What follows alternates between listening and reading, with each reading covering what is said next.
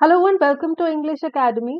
आज के वीडियो उन स्टूडेंट्स के लिए है जो 2025 में अपने क्लास 10 के बोर्ड एग्जाम के लिए बैठेंगे। सीबीएसई ने class 10 English language and literature subject code 184 का सैम्पल क्वेश्चन पेपर रिलीज किया है फॉर दिस सेशन, और आज हम इसी सैम्पल क्वेश्चन पेपर को डिस्कस करेंगे और इसके सॉल्यूशंस देखेंगे, जिसकी मदद से आप इजीली अपना बोर्ड पेपर अटेम्प्ट करके इस पेपर में फुल मार्क्स भी स्कोर कर सकते हैं। तो जो स्टूडेंट्स लिटरेचर में first flight of footprints without feet book पढ़ रहे हैं, वो लैंग्वेज एंड लिटरेचर वाला इंग्लिश कवर कर रहे हैं, तो उनके लिए ये सैम्पल क्वेश्चन पेपर का वीडियो है। तो चलिए बिना टाइम वेस्ट किए हम अपना वीडियो शुरू करते हैं। सबसे पहले आपके पेपर में कुछ जनरल इंस्ट्रक्शंस दी जाती हैं।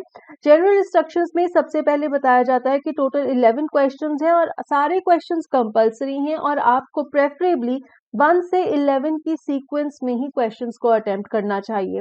टोटल 3 सेक्शंस हैं, जिसमें पहला सेक्शन है रीडिंग स्किल्स का, जिसकी वेटेज है 20 मार्क्स। आपको 2 पैसेजेस दिए जाते हैं और इन्हीं दोनों पैसेजेस पे बेस्ड क्वेश्चंस आपको अटेम्प्ट करने होते हैं, कोई भी चॉइस नहीं है।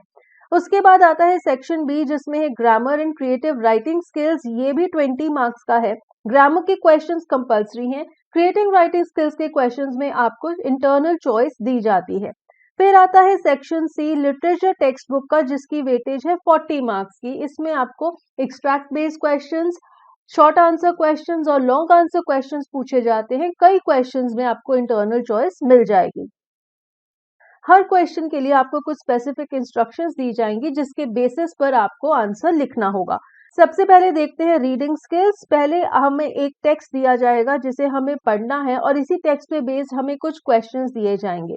तो पहले हम थोड़े क्वेश्चंस को देख लेते हैं, जिससे हमें आइडिया लग जाएगा कि किस तरह के क्वेश्चंस पूछे गए हैं। तो पहला क्वेश्चन है पैराग्राफ 1 पे बेस्ड कि ये जो फ्रेज दिया गया है, each persons effort towards conserving water can significantly impact the preservation of this vital resource. ये जो फ्रेज है, ये किस चीज पर एम्फसाइज करता है? तो देखिए, इससे हमें क्लियरली ये फ्रेज पढ़ के ही पता चल रहा है कि वो ये कहना चाह रहा है कि हर एक व्यक्ति का अपना एक जिम्मेदारी है, जिसकी मदद से वो इस वाइटल रिसोर्स को प्रिजर्व कर सकता है। ठीक है, नेक्स्ट क्वेश्चन है, हमें करेक्ट ऑप्शन के साथ इस ब्लैंक को फिल करना है। Water is often taken for granted despite its essential nature because, और यहाँ पे पैराग्राफ 1 से हमें आंसर मिलेगा इट इज अबंडेंट, या फिर its importance is not always recognised leading people to overlook its value. अब हम देखते हैं third question, support the writer's idea that small individual actions towards water conservation are not trivial. Paragraph 2 से हमें हमारा answer मिलेगा। नेक्स्ट क्वेश्चन है कि हमें वो ऑप्शन सिलेक्ट करनी है जो कि रिपल इफेक्ट के कॉन्सेप्ट को सही तरीके से एक्सप्लेन करती है, और ये रिपल इफेक्ट हमारे थर्ड पैराग्राफ में आएगा। नेक्स्ट क्वेश्चन है कि हमें एक स्टेटमेंट का ट्रू या फॉल्स बताना है, लेकिन दुर्भाग्यवश से एसक्यूपी में ये स्टेटमेंट नहीं दी गई है, तो हम इस क्वेश्चन को प्रैक्टिस नहीं कर पाएंगे। नेक्स्ट क्वेश्चन है, the writer mentions sustainable farming practices in paragraph 4, which of the following is sustainable farming practice. तो यहाँ पे हमारे पास 4 प्रैक्टिसेस हैं, हमें बताना है कि सस्टेनेबल फार्मिंग प्रैक्टिस कौन सी है। तो इस क्वेश्चन का आंसर तो आप पैराग्राफ पढ़े बिना भी दे सकते हैं। Next question, list any 2 points that a powerful message sent to business and policy makers about the importance of water conservation might include। इसके लिए हमें पैराग्राफ 5 देखना है। फिर एक क्वेश्चन है, fill in the blank with the correct option। Paragraph 6 पर based है ये, और हमारा स्टेटमेंट है, in the phrase culture of sustainability the word culture refers to dash. तो यहाँ पे हमें बताना है कि कल्चर का क्या मीनिंग है। अब हम चलते हैं अपने टेक्स्ट के और पैराग्राफ्स को पढ़ के इन क्वेश्चंस के आंसर्स ढूंढते हैं। तो सबसे पहले क्वेश्चन के लिए हमें इस फ्रेज का मतलब बताना है कि इस फ्रेज पर किस चीज पर एम्फसाइज किया जा रहा है। तो जब हम फर्स्ट पैराग्राफ पढ़ते हैं तो इसमें क्या लिखा हुआ है, water is one of the most essential resources on earth, yet it is often taken for granted despite its abundance the reality is that only a small fraction of the world's water is fresh and available for human use. With increasing population, climate change and industrial demand, the pressure on our water resources is growing. This makes water conservation not only a collective responsibility but a crucial individual duty. Each person's effort towards conserving water can significantly impact the preservation of this vital resource for future generations. तो इस sentence में कहा जा रहा है कि हर एक व्यक्ति को एफर्ट करना चाहिए जिससे कि वो पानी को बचाने की कोशिश करे। तो जैसे कहते हैं ना, बूंद बूंद से घड़ा भरता है, तो अगर हर व्यक्ति भी अपने एंड से पानी बचाएगा तो बहुत सारा पानी बच सकता है। तो हम इसके आंसर में क्या लिख सकते हैं? हम ये लिख सकते हैं कि जो सेंटेंस है ये एम्फसाइज कर रहा है on personal responsibility.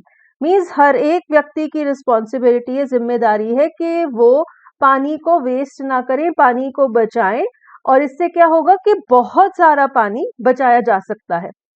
Next question था, ये भी पैराग्राफ 1 पे बेस था कि हमें इस सेंटेंस को कंप्लीट करना है। Water is often taken for granted despite its essential nature because it is abundant and always easily accessible making people less aware of its usages, या फिर because its importance is not always recognised leading people to overlook its value. इसका answer है option B, क्योंकि हम ये कहना चाहते हैं कि वाटर की जो इम्पोर्टेंस है उसे रिकग्नाइज नहीं किया जाता, इसलिए लोग उसे प्रेशियस नहीं समझते और उसे वेस्ट करते हैं। नेक्स्ट क्वेश्चन में हमें सेकंड पैराग्राफ पढ़ना है, तो चलिए सेकंड पैराग्राफ देखते हैं। One of the primary reasons individual water conservation efforts are so important is the cumulative effect of small actions which may seem trivial on their own. However, when multiplied by millions of people, these actions can lead to substantial water saving. For example, और एक example दिया हुआ है कि अगर हर एक घर में 15 लीटर पानी हर रोज का वेस्ट होता है और उसे अगर बचा लिया जाए हर घर में, तो फिर उससे क्या होगा, कितना सारा टोटल पानी जो है वो बच सकता है। अब ये जो क्वेश्चन है ना, क्वेश्चन नंबर 3, ये हमारा 2 मार्क्स का है, तो इसमें हमें एक पैराग्राफ में आंसर लिखना है और हमें ये बताना है कि राइटर ये कह रहा है कि small individual actions are not trivial. तो हाँ, उन्होंने एग्जाम्पल भी दिया है कि अगर हर एक घर में एक लीकिंग टैप है जिससे कि हर रोज का 15 लीटर पानी वेस्ट हो रहा है, और अगर उस लीकिंग टैप को ठीक कर दिया जाए तो बहुत सारा पानी सेव किया जा सकता है। तो इसमें हम क्या लिख सकते हैं कि राइटर का जो आइडिया है उसमें उन्होंने ये फैक्ट भी दिया है। फैक्ट क्या दिया है कि अगर जो छोटे छोटे एक्शंस हैं, जैसे कि लीकिंग टैप्स का जो प्रॉब्लम है, अगर उसे हर एक घर में ठीक कर दिया जाए तो हर एक घर में हर रोज का 15 लीटर पानी बचाया जाएगा, जिसे अगर हम क्यूमुलेटिव देखें, यानी कि अगर उसे हम मल्टीप्लाई कर दें नंबर ऑफ हाउसहोल्ड्स के साथ, तो हम ये कह सकते हैं that a lot of water can be saved. हमारा क्वेश्चन नंबर 4 है कि रिपल इफेक्ट का क्या मतलब है। चलिए पैराग्राफ 3 में देखते हैं रिपल इफेक्ट कहाँ यूज हुआ है। ये है ripple effect. For instance, a family that installs water-saving devices in their home may encourage neighbors and friends to do the same, creating a ripple effect. तो अब हम देखते हैं हमारी ऑप्शंस में क्या दिया हुआ है। A student's act of volunteering at a local charity leads to the school administration organizing a large-scale fundraising event, या फिर a student who consistently follows good study practices inspires classmates to improve their own study routines, creating a culture of academic excellence in the class. तो अब हमने जब paragraph देखा तो उसने भी क्या देखा कि एक घर बाकी सारे नेबरहुड घरों के लिए एग्जाम्पल क्रिएट कर रहा है, तो वो सेम ही लेवल के थे। इसी तरह जो हमारी ऑप्शन बी है उसमें क्या दिखाया जा रहा है कि एक स्टूडेंट बाकी सारे क्लासमेट्स के लिए एक एग्जाम्पल सेट कर रहा है। So our answer will be option B. Next question में स्टेटमेंट नहीं दी गई है, आगे चलते हैं। नेक्स्ट क्वेश्चन है the writer mention sustainable farming practices in paragraph 4। तो हमें बताना है कि इनमें से कौन सी सस्टेनेबल फार्मिंग प्रैक्टिस है। Using chemical fertilisers and pesticides extensively to increase crop yield. So we all know कि chemical fertilisers and pesticides use करना सस्टेनेबल फार्मिंग प्रैक्टिस में नहीं आता। Clearing large areas of natural vegetation to expand farmland for organic farming, implementing crop rotation and using organic compost to maintain soil health, relying solely on monoculture farming to maximize production efficiency.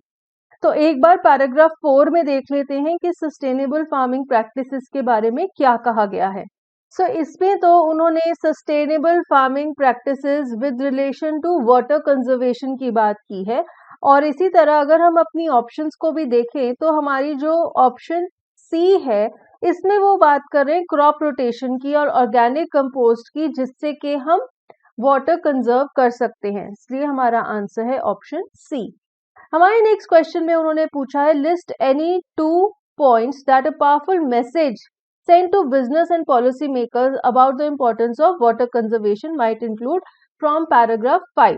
तो हमारे paragraph 5 में ये बताया गया है, पहले तो ये कहा गया है कि individual efforts are negligible compare to the large scale water consumption by industries and agriculture. तो ये कहना चाह रहे हैं कि जितनी भी वाटर एफिशिएंट टेक्नोलॉजीज हैं they should be adopted by these large scale water consumers, that is the industry and the agriculture। और हम एक और पॉइंट ये दे सकते हैं that there is a necessity for policy makers to create and enforce regulations to promote water conservation। तो जितने भी पॉलिसी मेकर्स हैं उन्हें ऐसे लॉज क्रिएट करने चाहिए जिससे कि वो इन्फोर्स कर सके वाटर कंजर्वेशन लॉज को। और साथ ही साथ हम पब्लिक एजुकेशन और अवेयरनेस कैंपेन्स की भी बात कर सकते हैं, that it is the duty of these policy makers to educate the people and create awareness regarding conservation of water. तो हमें कोई भी 2 पॉइंट्स लिखने हैं। पॉइंट्स हम ये लिख सकते हैं कि पहले तो इन बिग बिजनेस हाउसेस को जो कि लार्ज स्केल वाटर कंज्यूमर्स हैं, they should also implement water conservation practices. Secondly हम अपने आंसर में ये लिख सकते हैं that the policy makers should make and implement laws for regulation of water conservation. And then thirdly we can say that the general public should be educated and made aware regarding the importance of water conservation। Now the next question is हमें blank को fill करना है कि culture का क्या मतलब है। Paragraph 6 को एक बार देख लेते हैं। ये देखिए, ये है culture. Each person's commitment to saving water no matter how small contributes to a larger culture of sustainability. अब हम अपनी ऑप्शंस देख लेते हैं। A set of beliefs and practices shared by a group, the artistic and traditional practices specific to a community's heritage, the lifestyle habits and choices that are popular among the urbane, the techniques and methods used in development efforts। So answer is a set of beliefs and practices shared by a group। So हमारे paragraph में कहा गया है कि हर एक व्यक्ति अगर water conservation के लिए कमिटमेंट कर देता है, चाहे उसकी कमिटमेंट बहुत ही छोटी है, तो भी वो एक बहुत बड़ा ग्रुप क्रिएट कर लेगा ऐसे लोगों का जिनकी सेम व्यू है, सेम ओपिनियन है towards conservation of water and sustainability. Now our second text is here, और इस पे बेस्ड जो क्वेश्चंस हैं पहले वो देख लेते हैं। What does the use of the phrase fascinating insights by writer in paragraph 1 tell us about their feelings? तो हमें बताना है कि fascinating insights हमें राइटर की फीलिंग्स के बारे में क्या बताता है। सेकेंड क्वेश्चन में एक assertion है, एक रीजन है, और हमें बताना है कि क्या वो दोनों कनेक्टेड हैं या नहीं। नेक्स्ट क्वेश्चन में हमें आइडेंटिफाई करना है the word that indicates that the writer anticipated a higher percentage of sponsored initiative murals. Next question, how do the murals in Northwest Indian villages contribute to community engagement and awareness? Next question, read the given prompt and select the correct option in the brackets to fill in the blanks। तो यहाँ पे एक prompt दिया गया है और इसके basis पे हमें सही आंसर सिलेक्ट करना है। What does the highest percentage of different mural themes suggest about the artistic preferences and cultural priorities in Northwest Indian villages? तो हमें highest percentage of mural theme ढूंढनी है और बताना है उससे क्या इंडिकेट होता है। सेंटेंस को कंप्लीट करना है। The significant presence of murals on the exterior walls of residence houses highlight what. तो घरों के बाहर जो म्यूरल्स बनाए जाते हैं उससे क्या पता चलता है, और हमें सेंटेंस को कंप्लीट करना है। The most likely reason the writer believes that a mural can serve as an education tool is because it can dash. In the context of the last paragraph, describe the significance of comparing various parameters such as demographic patterns, subject matter, techniques, community engagement and impact in understanding the mural landscape in Northwest Indian villages। तो सबसे पहले paragraph 1 में देखते हैं कि fascinating insights का क्या मतलब है। ये है fascinating insights। A thorough study conducted across several villages of Northwest India unveiled fascinating insights into the mural landscape. So fascinating insights means के उन्हें बहुत ज्यादा इंटरेस्टिंग लग रही है वो चीज। सो इसका आंसर क्या होगा? Option C, the writer is indicating interest and enthusiasm. So he is saying that it gave him fascinating insights. Then in the next question, assertion is the murals in Northwest Indian villages are meticulously crafted. Reason is the murals are the result of collaborative endeavors. तो अब हम एक बार paragraph को पढ़ लेते हैं. देखिए यहाँ पे दिया गया है around 80% of these vibrant artworks are meticulously crafted. And he says approximately 15% of the murals stem from collaborative endeavors. तो देखिए सिर्फ 15% म्यूरल्स हैं जो कि कोलैबोरेटिव एंडेवर्स से बनते हैं, और जो 80% म्यूरल्स क्राफ्टेड है मेटिकुलसली उसमें से सिर्फ 15% हैं जो कि कोलैबोरेटिव एंडेवर्स से बनते हैं. तो इसमें हम क्या कह सकते हैं कि जो पहली स्टेटमेंट है वो तो सही है, लेकिन जो दूसरी स्टेटमेंट है वो सही नहीं है, क्योंकि सिर्फ 15% हैं जो कि कोलैबोरेटिव एंडेवर्स से बनते हैं. तो इसमें हमारा आंसर होगा ऑप्शन सी, असर्शन ट्रू है लेकिन रीजन फॉल्स है. नेक्स्ट क्वेश्चन में हमें आइडेंटिफाई करना है वो वर्ड जो ये इंडिकेट करता है कि राइटर ने एंटिसिपेट किया था कि स्पॉन्सर्ड इनिशिएटिव म्यूरल्स ज्यादा होंगे. तो हम अपने अगर टेक्स्ट पर जाएं तो देखिए वो क्या कह रहे हैं, surprisingly a small fraction about 5% of the murals are the result of sponsored initiatives. तो ये जो वर्ड है ना सरप्राइजिंगली, ये इंडिकेट करता है कि राइटर ने एक्सपेक्ट किया था कि ज्यादा नंबर होगा स्पॉन्सर्ड इनिशिएटिव म्यूरल्स का. तो ये जो वर्ड है ये है सरप्राइजिंगली. सरप्राइजिंगली वर्ड ये इंडिकेट करता है कि हमारे राइटर ने एक्सपेक्ट किया था that there would be a higher percentage of sponsored initiative murals. How do the murals in Northwest India villages contribute to community engagement and awareness? Again ये जो क्वेश्चन है ये 2 मार्क्स का है, तो आपको इसका आंसर एक पैराग्राफ में लिखना है. अब यहाँ पे देखिए जो म्यूरल्स हैं they convey social messages ranging from education, environmental conservation and public health awareness. So हम इस आंसर में क्या लिखेंगे कि ये जो म्यूरल्स हैं ये इम्पोर्टेंट सोशल मैसेजेस कन्वे करते हैं. जब भी गांव में दीवारों पर अलग अलग म्यूरल्स बनाए जाते हैं तो वो लोगों को सोशल मैसेजेस देते हैं related to education, environmental conservation and public health awareness. तो ये ना तो सिर्फ गांव की सुंदरता बढ़ाते हैं but they also work as educational tools and sources of inspiration. They nurture community engagement and promote awareness for the pressing issues. तो इस तरह से आप ये आंसर लिख सकते हो. नेक्स्ट क्वेश्चन में हमें बताना है कि परसेंटेज ऑफ म्यूरल टाइप. हरे के गांव में म्यूरल बनाया गया depicting sustainable farming practices on the panchayat wall. तो पंचायत ऑफिस की वॉल पर ये जो म्यूरल बनाया गया था डिपिक्टिंग सस्टेनेबल फार्मिंग प्रैक्टिसेस, ये म्यूरल टाइप्स की कौन सी परसेंटेज में आता है? अब ये देखिए 55% murals depict scenes from mythology and folklore, 26% murals depict daily life in the villages capturing moments of joy, struggle and victory, and 19% feature abstract or contemporary themes reflecting evolving artistic expressions in rural setting. तो अब देखिए जो sustainable agricultural practices है वो mythology और folklore में भी नहीं आता, ना ही वो विलेज की डेली लाइफ को रिफ्लेक्ट करता है, moments of Joy, struggle and victory.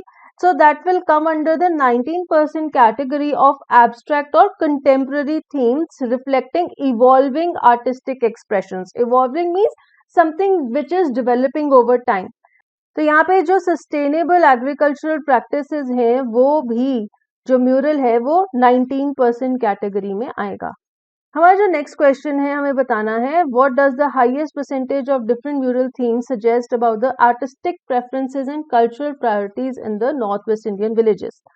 तो हम पहले तो देखते हैं कि म्यूरल थीम्स की हाईएस्ट परसेंटेज है 55% और उसका थीम क्या है? उसका थीम है माइथोलॉजी एंड फोकलोर. सबसे ज्यादा जो म्यूरल्स हैं वो इस पर बेस्ड होते हैं.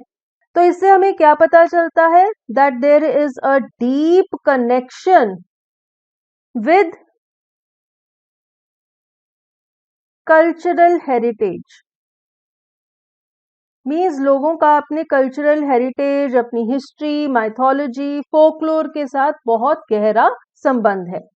नेक्स्ट क्वेश्चन में हमें बताना है, सेंटेंस को हमें कंप्लीट करना है. The significant presence of murals on the exterior walls of the residential houses highlights what? So what does it highlight? इसमें हम लिख सकते हैं it highlights the integration of art in everyday life.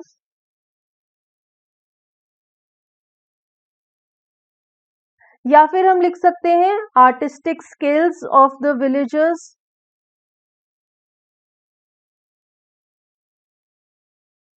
या फिर हम ये लिख सकते हैं that the villagers want to decorate the walls, they are creative people. So आप इसमें से कोई भी एक चीज लिख सकते हैं इस आंसर में। Complete the following. The most likely reason the writer believes that a mural can serve as an educational tool is because it can. तो ये जो म्यूरल होता है वो एक एजुकेशनल टूल का काम क्यों करता है। अब यहाँ पर देखिए उन्होंने कहा that remaining 10% murals are scattered across schools, health centers and other institutional buildings serving as educational tools. अब देखिए जो म्यूरल होता है उसमें कोई ड्राइंग होती है, कुछ इन्फॉर्मेशन दी जाती है, जैसे कि हम इन्फोग्राफिक्स भी बनाते हैं। और साइंटिस्ट ने भी ये कहा है कि जितने भी इन्फोग्राफिक्स होते हैं वो लोगों को ज्यादा अच्छे से किसी भी चीज को समझा पाते हैं, जैसे कि हमारे पोस्टर्स भी होते हैं।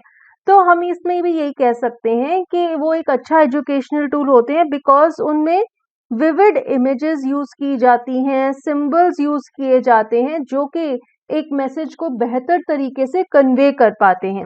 हम ये भी कह सकते हैं कि जितने भी कॉम्प्लेक्स टॉपिक्स हैं उन्हें भी इजी वे में दर्शाया जाता है म्यूरल्स में, इसलिए वो लोग उन्हें आसानी से समझ पाते हैं। That's why they are an effective educational tool. अब हमें लास्ट पैराग्राफ के बेसिस पे ये बताना है that what is the significance of comparing various parameters such as demographic pattern, subject matter, technique, community engagement and impact in understanding the mural landscape in north west Indian villages. तो इससे हमें क्या पता चल देगा, इससे हमें पता चल जाएगा कि किस तरह के ट्रेंड्स हैं, किस तरह के अलग अलग म्यूरल्स बनाए जाते हैं। उन्हें अगर हम स्टडी करेंगे तो हमें ट्रेंड्स पता चलेंगे। इससे हमें ये पता चल सकता है what is the importance of the different themes that are used in the murals, and then we can also understand the involvement of the community। Means जो कम्युनिटी है वो किस तरह से एंगेज होती है जब ये म्यूरल्स बनाए जाते हैं। एंड हमें ये भी पता चलता है what is the overall impact of the murals. Means अलग अलग म्यूरल्स अलग अलग थीम्स पे बनाए जाते हैं तो उनका क्या असर पड़ता है गांव वालों पर। अब हमारा सेक्शन बी आ जाता है राइटिंग स्किल्स एंड ग्रामर का, जो कि 20 मार्क्स का है। पहले हमारे ग्रामर के क्वेश्चंस आएंगे। हमें 12 में से कोई भी 10 क्वेश्चंस अटेम्प्ट करने हैं। टोटल 10 मार्क्स का है grammar section.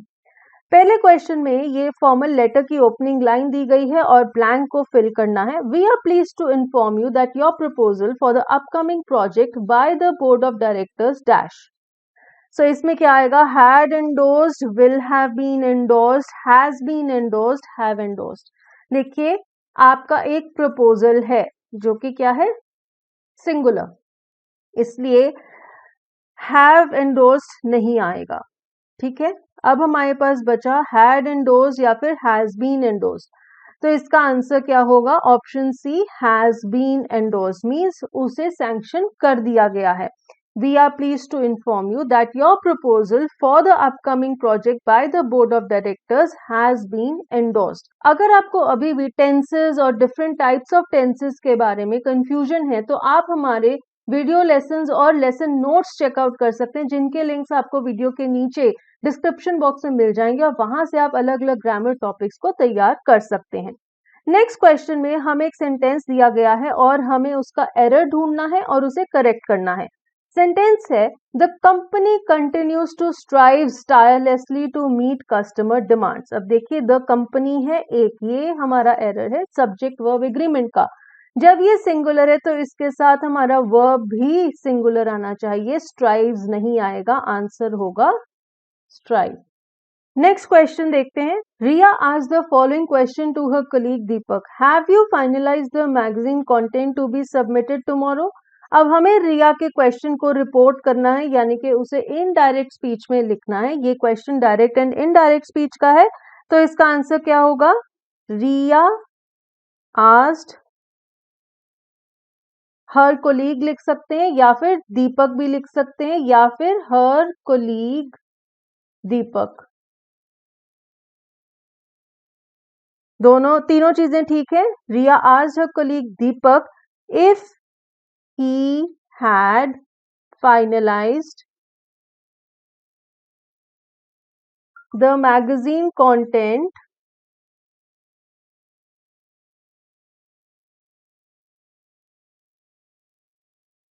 to be submitted the next day या फिर the following day। तो नेक्स्ट या फिर फॉलोइंग दोनों ही करेक्ट हैं। ठीक है, इस तरह से आपने आंसर लिखना है। Next question, fill in the blank by choosing the correct option to complete an official announcement. Attention all prefects, please be informed that the deadline for submitting your registrations for participation in the art exhibition has been extended. This should be communicated to all students of class 9 and 10. Answer is this. This should be means ये जो news है कि आपकी deadline extend कर दी गई है, this should be communicated to all students of classes 9 to 10. Now we see the next question. Read Sana's reply to her team leader regarding the preparation of an important presentation. I'm sorry I forgot ma'am, I'll have the presentation ready for you very soon today. और हमें सना के reply को report करना है, उसे indirect speech में लिखना है। Sana apologized for having forgotten and said that she would have the presentation ready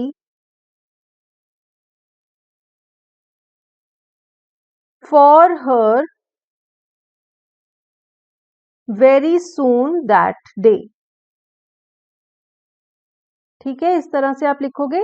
Now the next question is that you have to identify and correct the error. ये sentence है, इसमें एक error है और इसका करेक्शन। हमारे पास 4 options हैं, हमें सही आंसर ढूंढना है। Nearly most shop was closed for the public holiday. तो इसमें देखिए, सबसे पहले तो आपको ये लगेगा कि ये एरर है। Nearly most shops were closed for the public holiday. तो अगर हम इसे सिलेक्ट करेंगे ना, तो हम कंफ्यूज हो जाएंगे कि हमारा आंसर बी है या सी है, क्योंकि हमारे पास 2 एरर्स आ रही हैं। तो इसलिए हम इसे सिलेक्ट नहीं करेंगे और थोड़ा सा और दिमाग अगर हम लगाएंगे तो हम देखेंगे कि इसमें एरर है डिटर्मिनर का।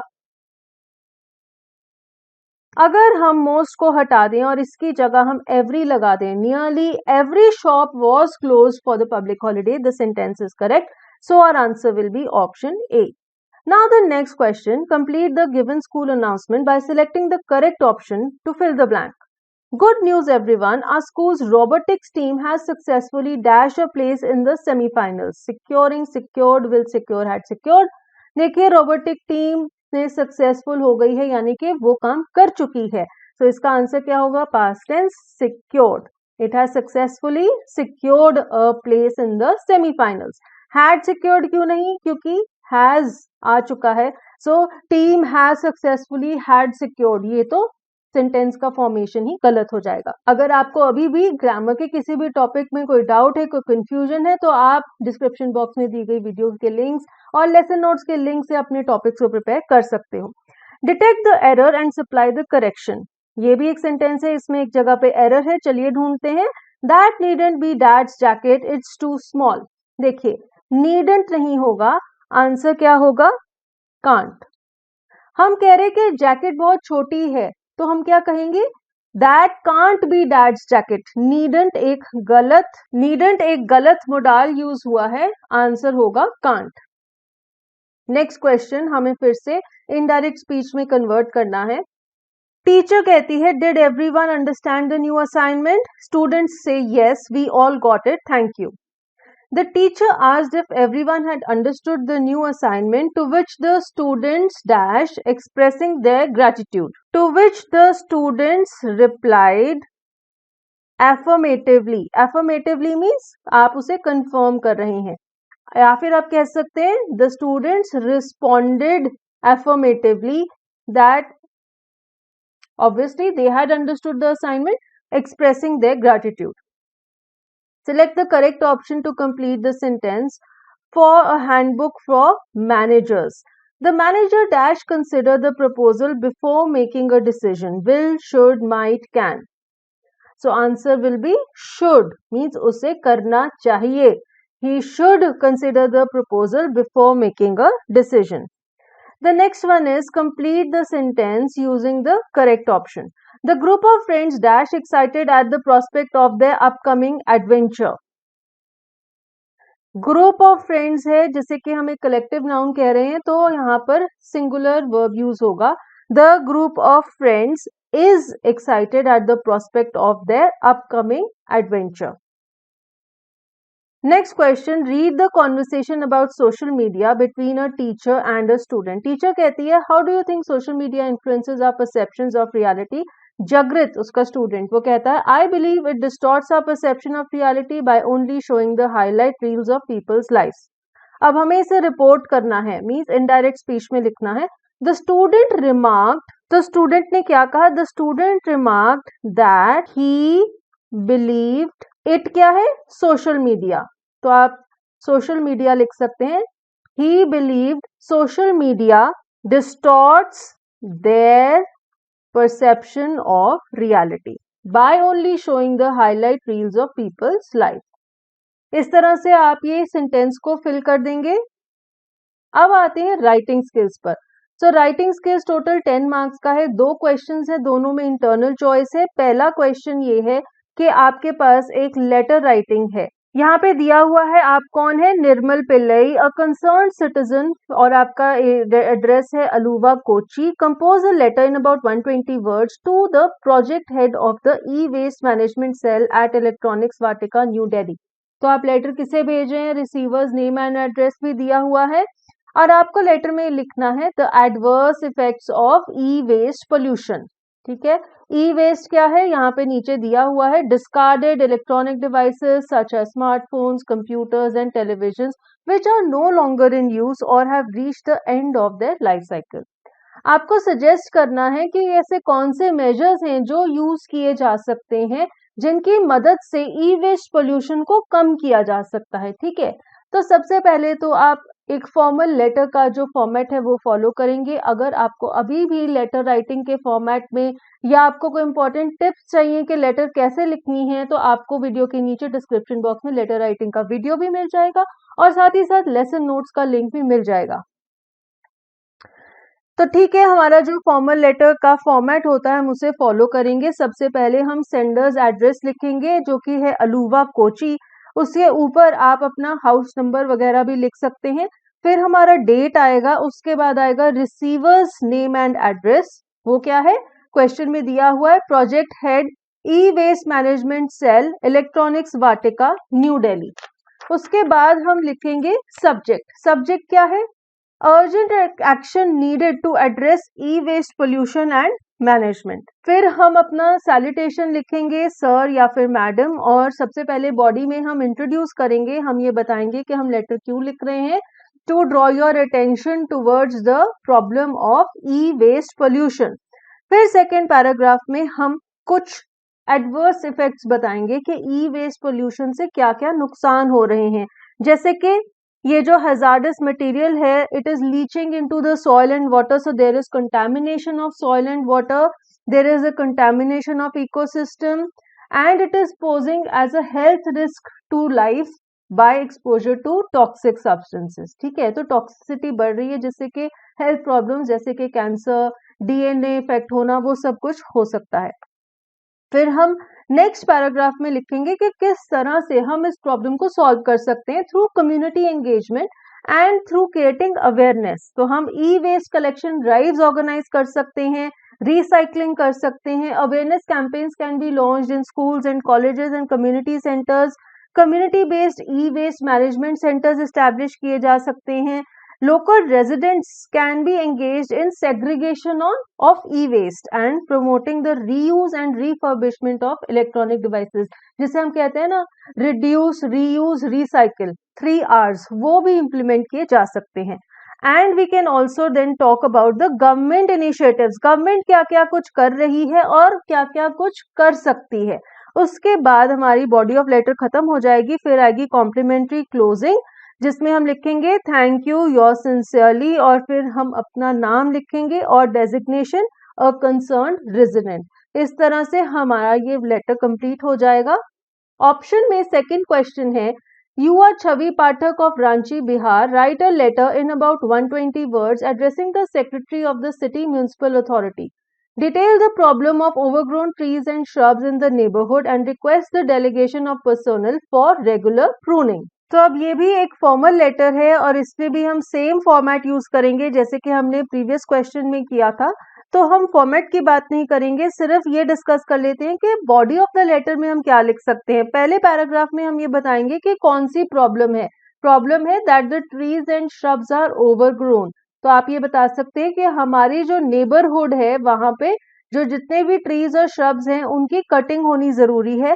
और फिर हम ये बता सकते हैं कि क्या क्या प्रॉब्लम्स फेस की जा रही है, ये बहुत इंपॉर्टेंट है। तो आप बॉडी ऑफ द लेटर के सेकेंड पैराग्राफ में लिखेंगे कि क्या क्या प्रॉब्लम्स हैं। प्रॉब्लम्स हैं आप ये लिख सकते हैं कि विजिबिलिटी प्रॉब्लम है क्योंकि पेड़ इतने घने हो गए हैं, कुछ दिखता नहीं है। पाथवेज ऑब्स्ट्रक्ट हैं, सड़कें ऑब्स्ट्रक्टेड हैं जिससे कि लोगों को प्रॉब्लम हो रही है, और सनलाइट ब्लॉक हो रही है, ब्रांचेस गिरती रहती हैं जिससे कि पेड़ों के गिरने का भी खतरा है। और फिर थर्ड पैराग्राफ में आप अपना रिक्वेस्ट लिखेंगे कि आप उन्हें रिक्वेस्ट करेंगे कि इन्हें जल्दी से जल्दी कटवा दिया जाए एंड ताकि जितने भी लोग हैं जो उस एरिया में रहते हैं उन्हें किसी तरह की इनकन्वीनियंस ना हो। और फिर आप एंड कर देंगे अपना लेटर अपना नाम लिख के जो कि क्वेश्चन में दिया गया है। क्वेश्चन 5 में हमारे पास एनालिटिकल पैराग्राफ में इंटरनल चॉइस है। पहला क्वेश्चन है, ये एक प्रोडक्ट का लेबल है, स्कूल बैग के ऊपर ये लेबल लिखा गया है, eco friendly school bag made from recycled material, ergonomic design, spacious compartment, reflective strips for visibility and safety, water resistant fabric, various vibrant colours and patterns.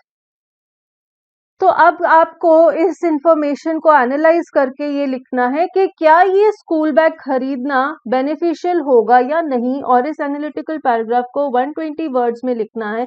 और जैसे कि हमने हमारी एनालिटिकल पैराग्राफ के टॉपिक की वीडियो में डिस्कस किया है कि हमें एटलीस्ट 4 to 5 ऐसे पॉइंट्स लिखने होते हैं जो कि हमारी ओपिनियन के साथ मैच करें। तो इसमें जब हम एनालिसिस करेंगे तो हम ये लिख सकते हैं that it is made of recycled material which means that it is environment friendly, it is sustainable. फिर हम कह सकते हैं कि अर्गोनॉमिक डिजाइन है, पैडेड शोल्डर स्ट्रैप्स हैं, ब्रीदेबल मैश लगी हुई है जिससे कि ये जो बैग है ये यूज करना कंफर्टेबल रहेगा। नेक्स्ट हम कह सकते हैं कि इसकी जो मेन कंपार्टमेंट है वो स्पेशियस है, उसमें बहुत सारी पॉकेट्स हैं, ऑर्गेनाइजर हैं। इससे क्या होगा, आप आराम से अपने सामान को ऑर्गेनाइज कर सकते हैं और आपको एफिशिएंसी है जो उसमें मदद मिलेगी। रिफ्लेक्टिव स्ट्रिप्स यूज हुई है for visibility which means that the bag is safe and during low light conditions also you can use it. Water resistant fabric है यानी कि आप इस बैग को बारिश के मौसम में भी यूज कर सकते हैं, और ये ड्यूरेबल है, रिलायबल है, और ये बहुत सारे वाइब्रेंट कलर्स और पैटर्न्स में है जिससे कि पता चलता है कि आप इसके कि ये दिखने में भी अच्छा लगेगा, विजुअली अपीलेबल है, विजुअली अपीलिंग है। ठीक है, तो आप इस 6 पॉइंट्स में से कोई भी 4 या 5 ट्रेंड्स को अपने आंसर में इंक्लूड करके कंक्लूड कर सकते हैं दैट यस, एनालिसिस करके आप ये लिख सकते हैं that yes the bag seems to be a good choice for purchase. Next question में भी फिर से आपको डिटेल्स दी गई हैं प्लेग्राउंड की। आपको इन डिटेल्स को एनालाइज करके बताना है कि क्या ये प्लेग्राउंड सूटेबल है या नहीं। अगेन इस एनालिटिकल पैराग्राफ में भी आपने 4 या 5 पॉइंट्स ऐड करने हैं जिनके बेसिस पर आप अपने एनालिसिस को कंक्लूड करेंगे। देखिए, सबसे पहले उन्होंने बताया है, यहाँ पर लिखा गया है inspired by traditional Indian architecture, swings adorned with colourful Indian patterns. तो इसका एम क्या है कि बच्चों को अपने कल्चर के साथ जोड़ के रखना है। तो हम ये पॉइंट भी लिख सकते हैं कि ये जो प्लेग्राउंड है ये हमारे बच्चों को हमारी कल्चर के साथ, हमारी जो हेरिटेज है उसके साथ कनेक्ट करता है, जो कि आजकल के टाइम्स में बहुत जरूरी है। फिर हम इसमें ये भी दे सकते हैं कि जो इंडियन फाउंटेन्स एंड रिवर्स हैं उनके बारे में भी मेंशन किया गया है। Again the students will be rooted to our Indian culture and heritage. Then there is a water play feature. तो वाटर प्ले फीचर होने से क्या होगा, बच्चों को सेंसरी स्टिमुलेशन मिलेगी, मीन्स उन्हें देखने में वो अच्छा भी लगेगा, साथ ही साथ गर्मी के मौसम में उन्हें राहत भी मिलेगी। ये हमारा सेकेंड पॉइंट हो सकता है। फिर इस प्लेग्राउंड में चौपाल्स या गजीबोस भी हैं जहां पे लोग आराम से बैठ सकते हैं और यहाँ पे उन्हें कंफर्टेबल स्पेस मिलेगा बैठने के लिए। तो जो पेरेंट्स हैं जो कि अपने बच्चों के साथ जाते हैं वो आराम से इन शेडी जगहों पर बैठ सकते हैं। Trees, shrubs and flower beds भी लगाए गए हैं जिससे उन्हें क्या मिलेगा, बहुत सारा ओपन एरिया मिलेगा, open space for recreation which is well decorated. So आप इस तरह से इस इंफॉर्मेशन को एनालाइज कर सकते हैं और फिर इस कंक्लूजन पे पहुंच सकते हैं कि हाँ, ये प्लेग्राउंड बच्चों के खेलने के लिए अच्छा है। अब आता है हमारा section C, literature text book पे बेस्ड है, 40 मार्क्स। तो पहले हमारे पास एक्सट्रैक्ट बेस्ड क्वेश्चंस है, दो में से कोई भी एक एक्सट्रैक्ट अटेम्प्ट करना है। पहला जो एक्सट्रैक्ट है वो हिज फर्स्ट फ्लाइट चैप्टर से है। With a loud scream he fell outwards and given downwards into space. Then a monstrous terror seized him and his heart stood still. He could hear nothing. But it only lasted a minute. The next moment he felt his wings spread outwards. The wind rushed against his breast feathers, then under his stomach and against his wings. He could feel the tips of his wings cutting through the air. He was not falling headlong now. He was soaring gradually downwards and outwards.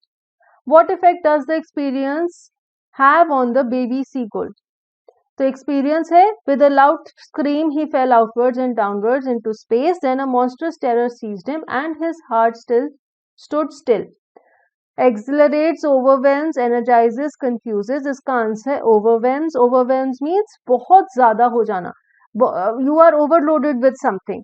तो पहले चिल्लाता है, फिर वो एकदम से डर जाता है, तो इससे क्या हो रहा है कि उसके अंदर बहुत सारी इमोशंस उमड़ रही हैं. He is overwhelmed.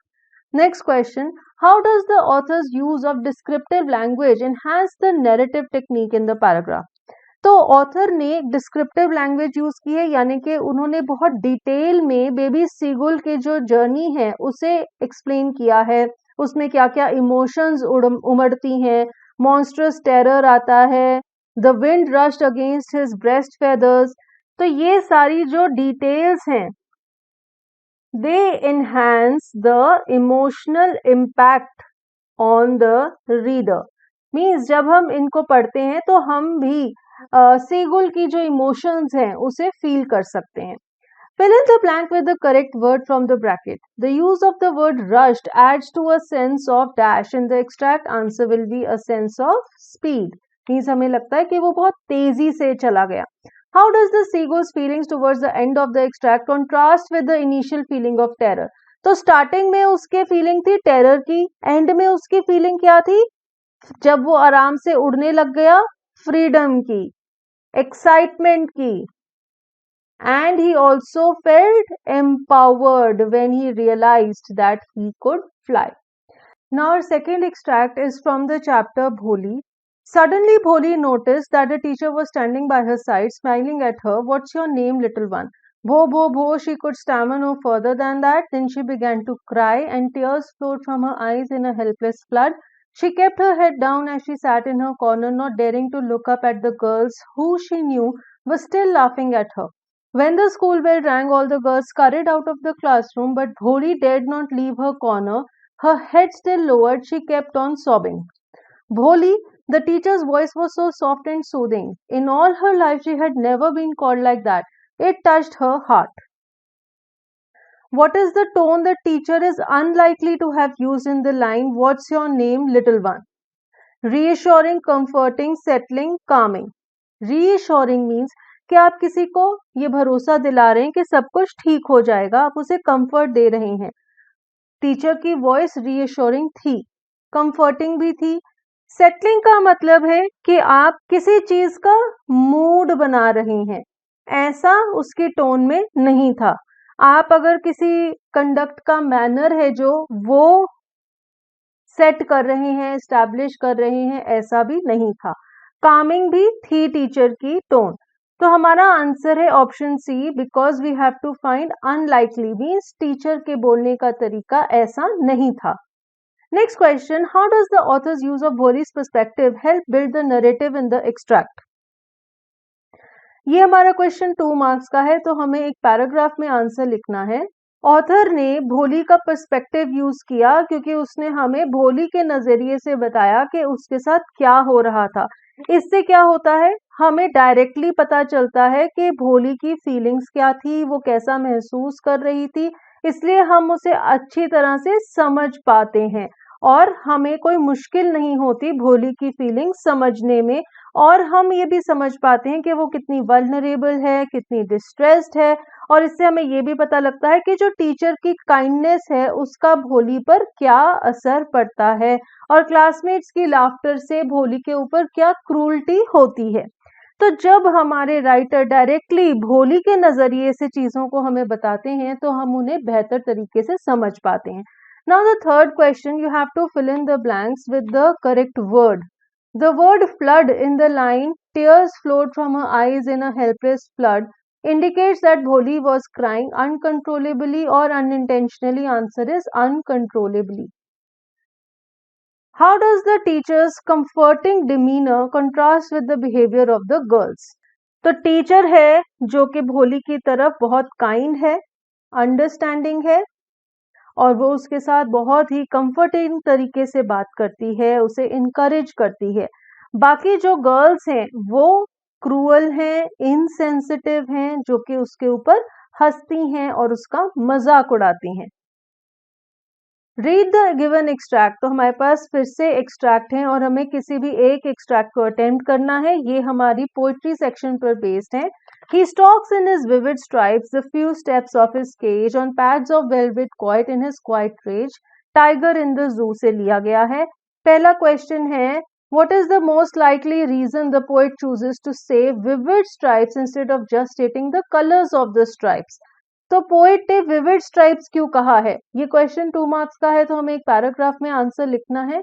पोएट ने ये क्यों नहीं कहा कि उसकी स्ट्राइप्स काले रंग की हैं? उन्होंने विविड स्ट्राइप्स इसलिए कहा है ये बताने के लिए कि वो जो स्ट्राइप्स का कलर कॉम्बिनेशन है ना, येलो बैकग्राउंड की स्किन के ऊपर ब्लैक स्ट्राइप्स, वो बहुत ही वाइब्रेंट है और लाइवली है क्योंकि वो बहुत ही स्ट्राइकिंग कलर कॉम्बिनेशन है.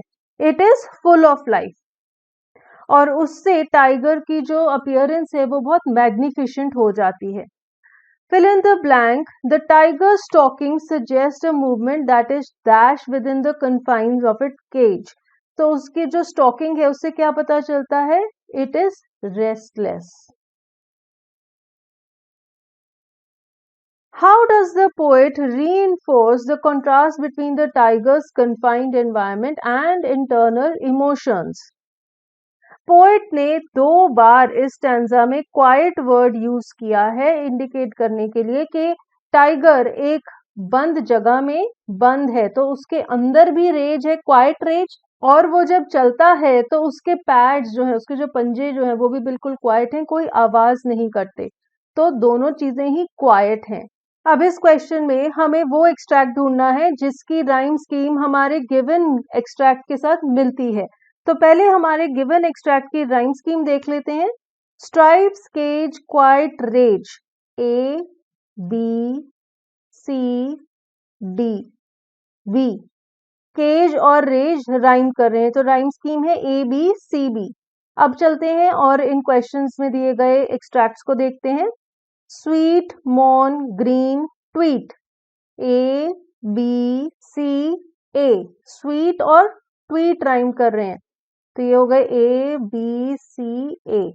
नेक्स्ट क्वेश्चन बी ऑप्शन में है green lean sweet tweet, A B B. Next option C में है केयर ग्रीन शेयर कीन, ए बी. ऑप्शन डी में है एंड मॉन branch melody, A B C D. तो अगर हम ध्यान से देखें तो किसी भी ऑप्शन में वही राइम स्कीम यूज नहीं हुई है, तो इस क्वेश्चन में गलती है. अगर आप ये क्वेश्चन अटेम्प्ट कर लेंगे तो आपको ग्रेस मार्क्स मिल जाएंगे. मेरे ख्याल से इस ऑप्शन में गड़बड़ है. ऑप्शन ए में ट्वीट की जगह मॉन से राइम करने वाला वर्ड आना चाहिए था ताकि इसकी राइम स्कीम ABCB होती और ये हमारा आंसर होता। लेकिन आप इस क्वेश्चन को अगर अटेम्प्ट करेंगे, कोई भी ऑप्शन आंसर में लिख देंगे तो आपको ग्रेस मार्क्स मिल जाएंगे। नेक्स्ट क्वेश्चन में नेक्स्ट एक्सट्रैक्ट है, ये tale of Custard the dragon से लिया गया है। Belinda paled and she cried help help, but Mustard fled with a terrified yet ink trickled down to the bottom of the household and little mouse blinked strategically mousehold। पहला question, examine the portrayal of blink in the given lines. तो blink के बारे में क्या बताया गया है? Blink strategically mouse hold. Strategically means उसने बहुत कैलकुलेशन की और बहुत तेजी से मूव करता हुआ सेफ्टी की तरफ चला गया। तो इससे हमें एक दिमाग में इमेज क्रिएट होती है कि ब्लिंक क्या है। ब्लिंक एक माउस है जो कि माउस होल में चला जाता है अपनी कैलकुलेटेड और स्विफ्ट मूवमेंट के साथ, और उसके सर्वाइवल स्किल्स दिखाए गए हैं in the face of adversity. The word पेल्ड implies that Belinda dash. तो बेलिंडा पेल हो जाती है पायरेट को देखकर। इसे क्या पता चलता है? That she could recognise that she was in danger. Next question, what kind of picture is painted by the poet through the line ink trickled down to the bottom of the household? तो इससे किस तरह की image create होती है हमारे mind में? Trickle down, यानी कि धीरे धीरे से ट्रिकल करना। So ink was trying to avoid attention, इसलिए so slowly it went down to the bottom of the house।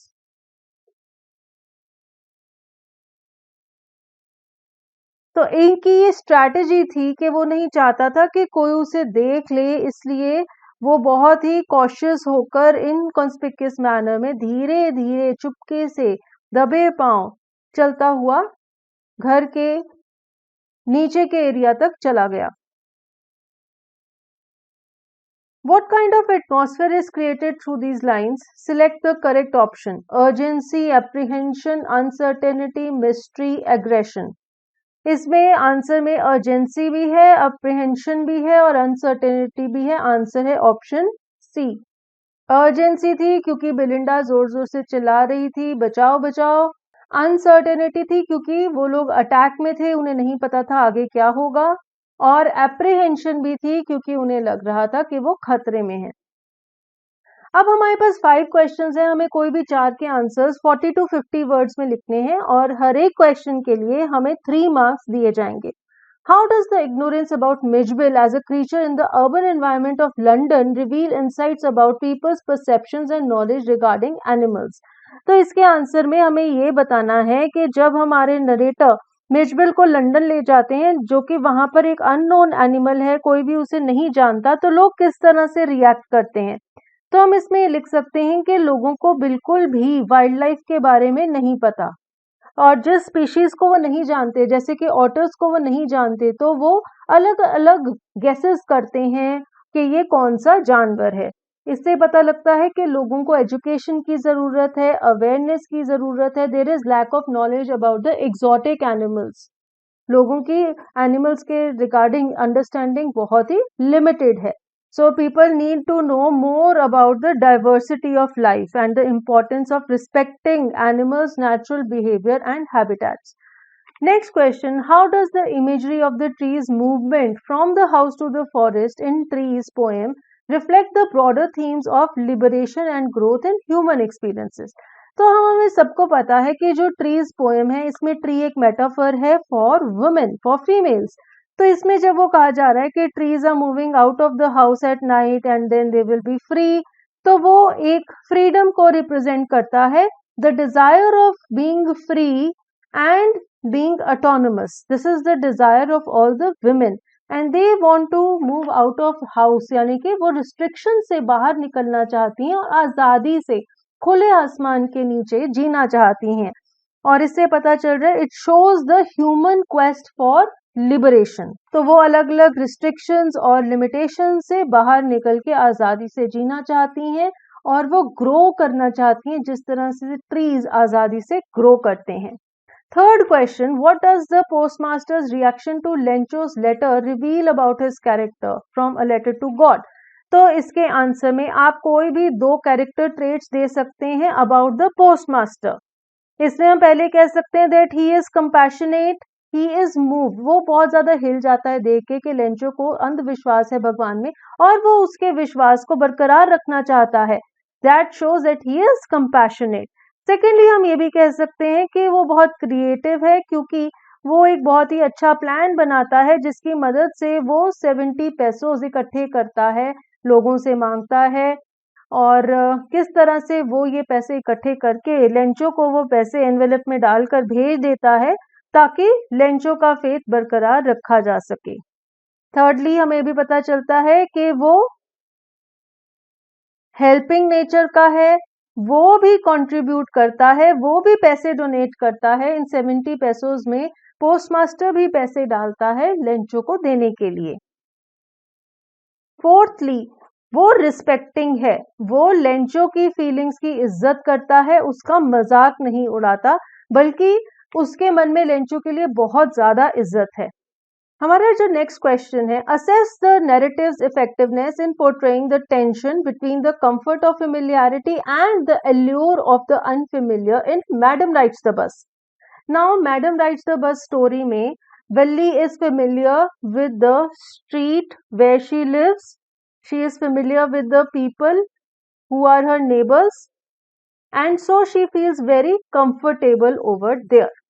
Now the bus is unfamiliar, bus is new and so she is attracted towards the bus. She wants to take a ride in the bus and she wants to explore it. She wants to meet new people, see new places. और यही contrast दिखाया गया है इस chapter में, इस कहानी में, और बहुत ही अच्छे तरीके से हमें दिखाया गया है कि वल्ली किस तरह से फेमिलियर जगहों की कंफर्ट से बोर हो जाती है और अब वो एडवेंचरस है और कोई नई चीजें, नई बस, नए लोगों को एक्सप्लोर करना चाहती है, नई जगहें देखना चाहती है। Summarise the role of the use of parenthesis in the poem Amanda.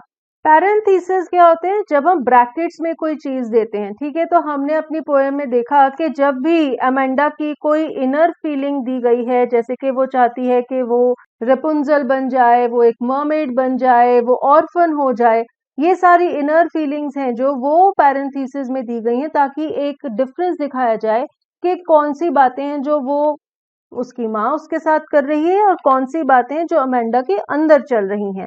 And they also highlight the contrast between the inner feelings of Amanda and what her mother tells her.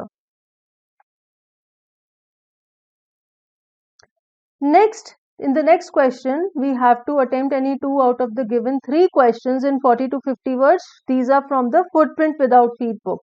How does Matilda's desire for material wealth drive the plot of the necklace? तो necklace story का plot क्या है कि किस तरह से Matilda जो कि लग्जरियस लाइफ जीना चाहती है, जब उसे एक पार्टी का इनविटेशन आता है वो अपनी फ्रेंड से एक नेकलेस बोरो कर लेती है ताकि वो पार्टी में अच्छी दिखे, अमीर दिखे, और वो उस नेकलेस को घुमा देती है और नेकलेस के पैसे पूरे करने में, उस लोन को चुकाने में उनकी पूरी जिंदगी लग जाती है।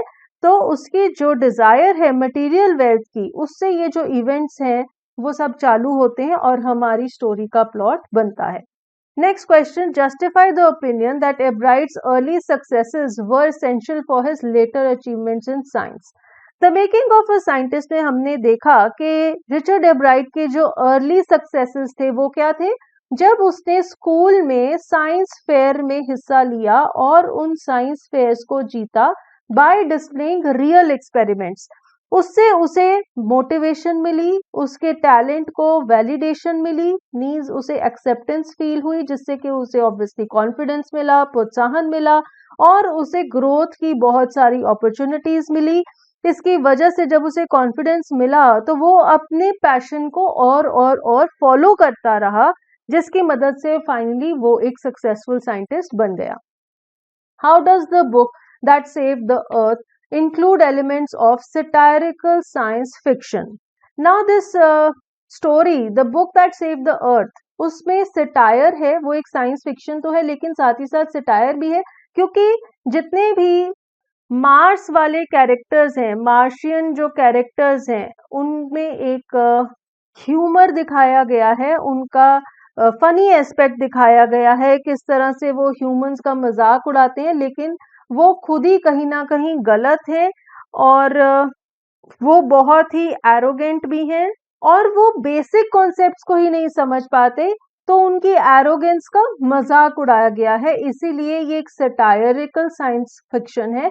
जबकि ये जो मार्शियंस हैं, ये अर्थ वाले लोगों से, ह्यूमन से बहुत ज्यादा अपने आप को प्रोग्रेसिव शो करना चाहते हैं, लेकिन असल में ऐसा नहीं है क्योंकि उन्हें बेसिक कॉन्सेप्ट्स ही नहीं आते। Now we have long answer questions. दो क्वेश्चंस में से कोई भी एक अटेम्प्ट करना है। पहला क्वेश्चन है, both poems dust of snow and fire and ice use contrasting elements of nature to convey their respective messages about life and human emotions, but they do it differently. Examine these differences. तो देखिए, सबसे पहले हम बताएंगे कि dust of snow में कौन से कंट्रास्टिंग एलिमेंट्स बताए गए हैं, फायर एंड आइस में कौन से कंट्रास्टिंग एलिमेंट्स बताए गए हैं, फिर हम बताएंगे कि क्या डिफरेंस है इन्हें पोर्ट्रे करने में। तो हम सब पहले आंसर में लिखेंगे कि दोनों पोएम्स रॉबर्ट फ्रॉस्ट द्वारा लिखी गई हैं। डस्ट ऑफ स्नो में जो दो कंट्रास्टिंग एलिमेंट्स हैं, पहला एलिमेंट है स्नो और दूसरा एलिमेंट है क्रो और हेमलॉक ट्री,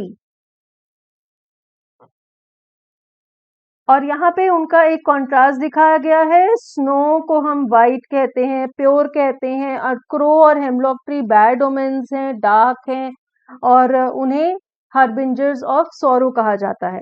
नेक्स्ट हमारी जो पोएम है फायर एंड आइस, उसमें जो दो कंट्रास्टिंग एलिमेंट्स हैं, एक है फायर और दूसरा है आइस, और फायर को एक सिंबल यूज किया गया है of desire and ice is a symbol of hatred. तो अब हम ये कहेंगे कि डस्ट ऑफ स्नो पोएम में हमारे पोएट नेचर को थैंकफुल हैं और नेचर को अप्रिशिएट करते हैं, जब वो कहते हैं कि एक जो डस्ट ऑफ स्नो है, जब वो मुझ पर गिरी तो उसने मेरा मूड चेंज कर दिया और मुझे खुशी दी। और दूसरी पोएम फायर एंड आइस में वो हमें ये बताना चाहते हैं कि किस तरह से डिजायर्स और नफरत दुनिया का अंत कर सकते हैं। तो the poem gives us a sense of fear. Now the second difference is that dust of snow focuses on small unexpected moments, जिनके बारे में हमें कोई अंदेशा नहीं होता, अचानक से ही ऐसी कोई घटना हो गई जिससे कि हमारा मूड पॉजिटिव हो गया और उसमें एक बहुत अच्छा बदलाव आ गया। Fire and Ice suggests that the internal forces, the feelings of human beings have the potential to shape the future of the entire humanity. Means लोगों के अंदर जो desires या फिर जो नफरत की भावना है, वो इतनी पावरफुल हो सकती है कि वो पूरे ह्यूमैनिटी का जो फ्यूचर है उसे बदल सकती है। ठीक है, तो इस तरह के डिफरेंसेस हैं दोनों पोएम के पोर्ट्रेयल ऑफ नेचर में। नेक्स्ट क्वेश्चन है, both the text for Anne Gregory and the sermon at Benares grapple with the idea that external attributes are fleeting and subject to decay. Examine the similarities. For Anne Gregory में poet हमारी अपनी दोस्त N Gregory को कहते हैं कि तुम्हारी जो बाहरी दिखावे की चीजें, जैसे कि तुम्हारे गोल्डन रंग के बाल जो कि तुम्हारे कान पर आ रही हैं, ज्यादातर लोग तुम्हें उसके लिए प्यार करेंगे, ना कि तुम्हारी इनर क्वालिटीज के लिए। द सर्मन इन बनारस में भी बुद्धा किस्सा गौतमी को यही बताते हैं कि ह्यूमंस मॉर्टल हैं, डेथ को कभी भी अवॉइड नहीं किया जा सकता और सभी लोगों ने एक ना एक दिन मरना है। दोनों ही लेसन्स में हमें बताया जाता है कि ब्यूटी मोमेंटरी है, ब्यूटी टेम्पररी है, ह्यूमन लाइफ कभी भी खत्म हो सकती है, डीके हो सकती है, और उसके बियॉन्ड हमें स्पिरिचुअल लाइफ के ऊपर ध्यान देना चाहिए, अपनी इनर क्वालिटीज को फोकस करना चाहिए। अब हमें फिर से दो में से कोई भी एक क्वेश्चन अटेम्प्ट करना है। Long answer question from footprints without feet book.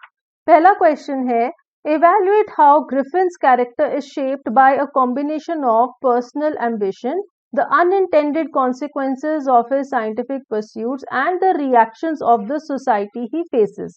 तो इन तीन चीजों से किस तरह से ग्रिफिन का कैरेक्टर डेवलप होता है। सबसे पहले तो उसकी पर्सनल एम्बिशन है, जो वो बहुत एम्बिशियस है, वो बहुत मोटिवेटेड है, वो अपनी जो साइंटिफिक रिसर्च है उसमें कोई बहुत बड़ा काम करना चाहता है, इसलिए वो अकेला रहता है और उसकी पहली प्रायोरिटी है कि वो रिसर्च करे और एक नया जो चीज है उसे डेवलप करे। अब उसकी साइंटिफिक परस्यूट से क्या नतीजा आता है?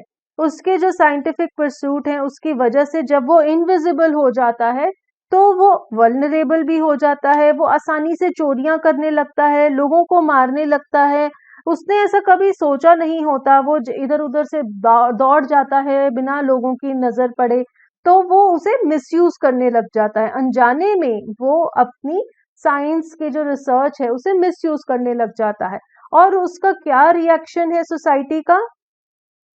सोसाइटी पहले तो क्यूरियस होती है, उससे डर जाती है कि अरे भाई ये क्या है, हवा में सिर्फ चश्मे घूम रहे हैं, सिर्फ पैरों के निशान दिखाई दे रहे हैं। तो लोग कंफ्यूज हैं, क्यूरियस हैं, डरे हुए हैं।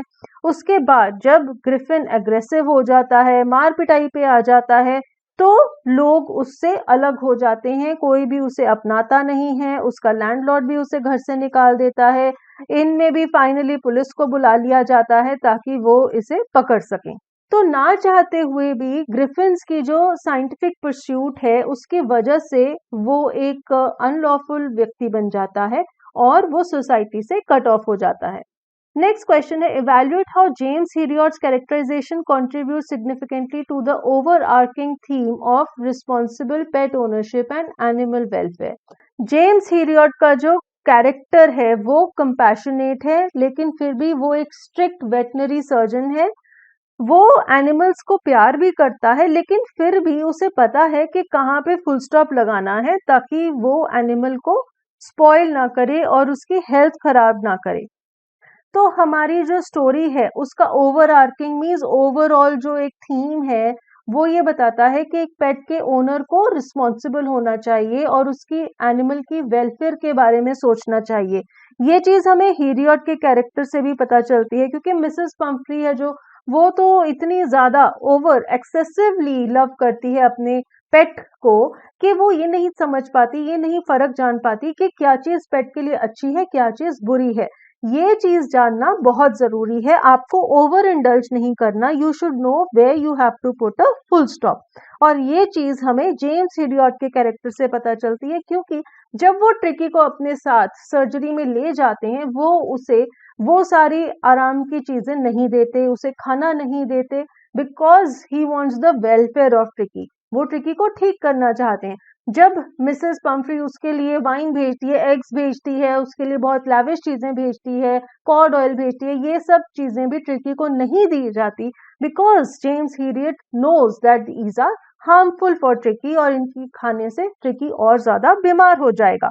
तो ये चीज, ये अवेयरनेस होनी एक पेट ओनर में बहुत जरूरी है। ये उसकी रिस्पॉन्सिबिलिटी है कि वो अपने पेट का वेलफेयर इंश्योर करे।